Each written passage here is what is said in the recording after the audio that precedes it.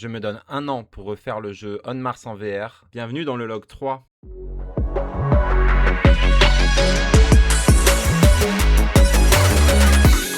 Résumé des épisodes précédents. Devant la complexité des règles du jeu, j'ai pour l'instant décidé d'abandonner la VR. La première étape étant de traduire les règles en code informatique. Je me concentre pour l'instant sur une interface web pour permettre des parties multijoueurs. Cette semaine, j'ai beaucoup avancé en commençant par le module de l'entrepôt. Je développe les modules individuellement pour pouvoir vérifier leur mécanisme. Je réserve la place pour la pose d'ouvrier sur toutes les actions.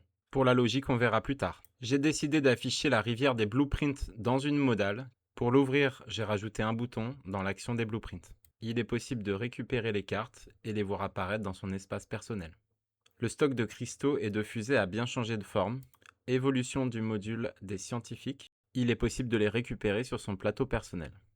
Mise à jour graphique en plusieurs étapes pour retrouver la carte telle qu'elle apparaît dans le jeu.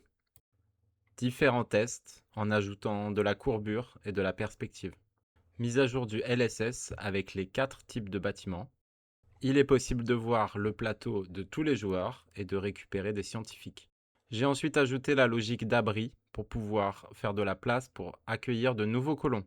Aussi, j'ai travaillé sur le placement des tuiles de chaque type de bâtiment sur la carte. Bien sûr, sans oublier la détection des complexes, une mécanique centrale dans le jeu. Ensuite, j'ai ajouté le module de technologie, avec la possibilité pour chaque joueur de récupérer une technologie et de la faire évoluer dans son arbre personnel. J'ai également ajouté la logique pour déplacer les robots sur la carte. Mise à jour graphique du tableau personnel, ainsi que de la carte. Affichage d'un maximum de prix et achat des premiers bâtiments pour pouvoir les déposer sur la carte. Les bâtiments s'achètent directement dans l'action construire.